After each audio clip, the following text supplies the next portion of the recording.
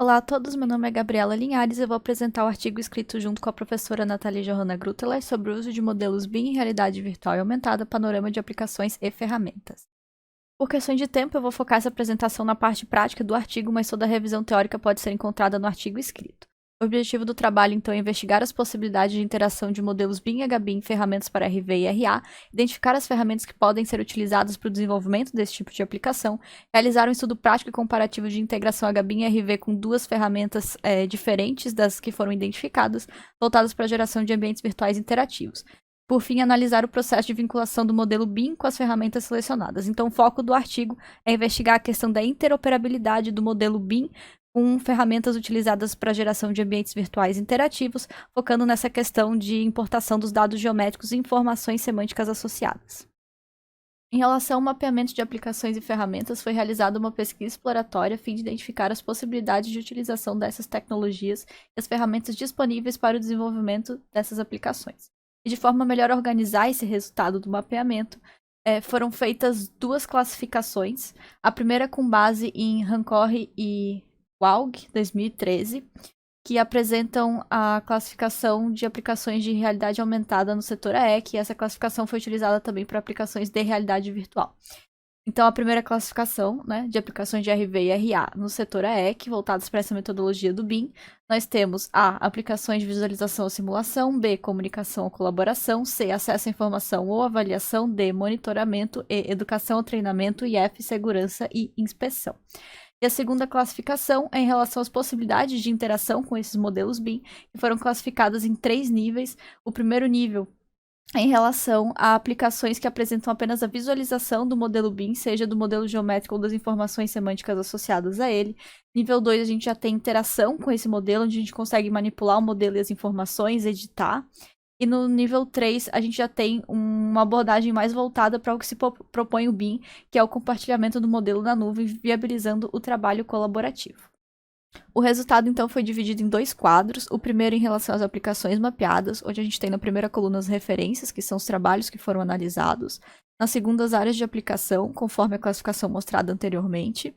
Na terceira, as ferramentas que foram ou utilizadas para a aplicação apresentada ou apenas mencionadas no decorrer do trabalho, tanto para a realidade virtual quanto para a realidade aumentada, ou programas que tenham sido utilizados em etapas intermediárias desse processo de desenvolvimento da aplicação. E na última coluna, interações com o modelo que são possíveis nessas aplicações, também relacionado com a classificação que foi mostrada anteriormente. Em relação ao quadro 2, a gente tem a classificação das ferramentas mapeadas, onde nós temos na vertical as ferramentas que foram utilizadas para o desenvolvimento das aplicações mapeadas. Na horizontal, inicialmente, as possibilidades de interação conforme mostradas anteriormente, onde o quadradinho em cinza indica que aquela ferramenta viabiliza aquela forma de interação. E o quadradinho branco indica que a ferramenta não viabiliza aquela forma de interação. E no final, o nível atribuído conforme o resultado de todas essas classificações. Depois nós temos a licença de uso, comercial gratuita e comercial com opção gratuita. E se aquela ferramenta ela atende o desenvolvimento de aplicações em RV, em RA ou os dois. Os resultados, então, foram divididos em 2 gráficos. O primeiro em relação ao resultado do mapeamento de aplicações, quanto às áreas de aplicações apresentadas. De acordo com o resultado, então, a gente identifica que a maior parte das aplicações, elas mencionaram serem voltadas para a questão da visualização do modelo BIM, ou para simulação, mas principalmente visualização, segundo comunicação ou colaboração, e as demais áreas não foram encontradas tantas aplicações. E em relação aos níveis de interação dessas aplicações, a maior parte delas se mostrou voltada para a questão do trabalho colaborativo, de viabilizar esse acesso ao modelo geométrico e às informações numa plataforma online, de modo que todos os profissionais envolvidos nesse ciclo de vida da edificação pudessem ter acesso a esse modelo e trabalhar de forma colaborativa. Finalizando, então, essa parte do mapeamento de aplicações, a gente tem um estudo prático, onde foram selecionadas 2 das ferramentas mapeadas, identificadas, para a realização da análise da interoperabilidade do modelo BIM com esses 2 programas, que são programas que podem ser utilizados para o desenvolvimento de aplicações de RV e RA. Para o estudo prático foi utilizado o modelo HBIM da Capela Nossa Senhora da Escada, feito no Revit. O estudo envolveu as seguintes etapas: importação e vinculação do modelo BIM com a ferramenta selecionada e análise desse processo em relação à questão de interoperabilidade, verificação dos elementos importados, geometria, informações associadas, texturas, arquivos vinculados e, por fim, a análise das possibilidades de interação com o modelo em ambas as ferramentas. A primeira ferramenta selecionada, então, foi a Unreal, que é uma game engine. Por ser uma ferramenta gratuita e consolidada no mercado que permite criar diferentes tipos de aplicações interativas, é importante ressaltar que o desenvolvimento de aplicações em RV e RA numa game engine é um processo complexo que envolve conhecimentos aprofundados dessa ferramenta, mas o objetivo dessa pesquisa era verificar a questão da interoperabilidade. Então, para isso, só foi necessário utilizar um plugin que é fornecido pela própria Epic Games, que é a desenvolvedora da Unreal, de forma gratuita, para que pudesse essa importação do modelo BIM na engine pudesse ocorrer de forma correta.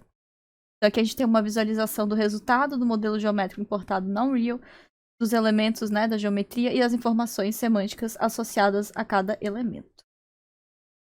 A segunda ferramenta escolhida, então, foi o Autodesk 360, que é uma plataforma online mais voltada para a metodologia BIM e que fornece versão educacional gratuita.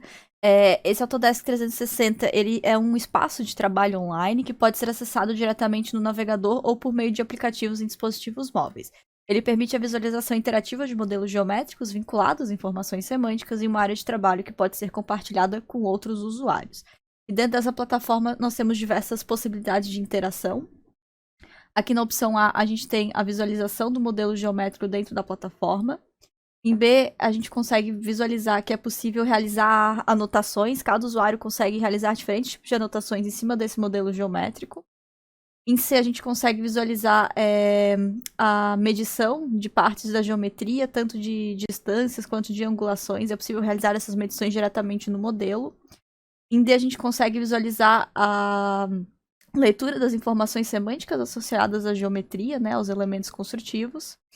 Em E, a gente visualiza a perspectiva explodida desse modelo.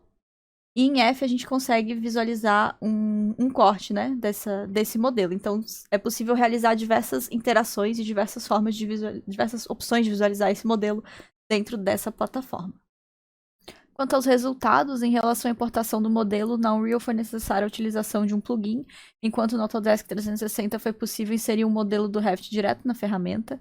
Em relação aos dados geométricos e semânticos, não houve perda de dados em ambas as ferramentas, porém, arquivos vinculados, como as fotografias inseridas no modelo do Revit, não foram vinculados em ambas as ferramentas.